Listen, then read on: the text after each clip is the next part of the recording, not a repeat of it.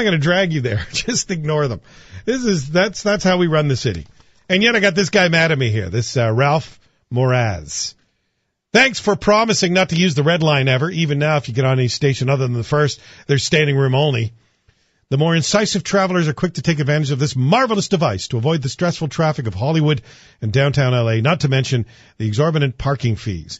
I found it well worthwhile to spend a few minutes learning the Metro subway's routes, even if I had to do with the subways in New York when I lived there. It's hard for me to imagine anyone being so trapped in their own failings that they would ignore a system that allows you to reach downtown L.A. from the valley in exactly 30 minutes, regardless of the time of day or traffic congestion.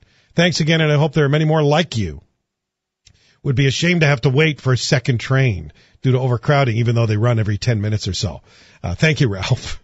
No worries. You don't have to worry. You won't have me standing next to you. Is this supposed to be promotion? Is he trying to brag about how good the system is? What? I think he's just trying to call you a loser. Well, let me just point out how he may actually be the loser in this case. First of all, I wasn't showing any failings. I went to their website because I was willing to use it. That was the point. They had me, right? Okay, I'll try it. Because I wanted to avoid the parking and the hassles and the traffic. I'll try it. But after a while, if you can't figure it out, maybe this guy had to figure it out because he can't, he doesn't have a decent job and can't afford a car. So he had no choice but to spend 5 days trying to figure out this website. You should be able to open it up and within 30 seconds get exactly what you need and then use it or not use it based on that. So it wasn't my failings. It was the system's failings. But also, these trains only run every 10 minutes in New York. They come like every 2 or 3 minutes. Every 10 minutes? It's even longer. And by the way, if it's standing room only, or if you run anything, if you're selling, I don't know, lemonade at a lemonade stand, and you can't pour the lemonade fast enough to sell it to people, and the lineup's getting big, you hire more people to sell more lemonade, right? Take advantage of the market.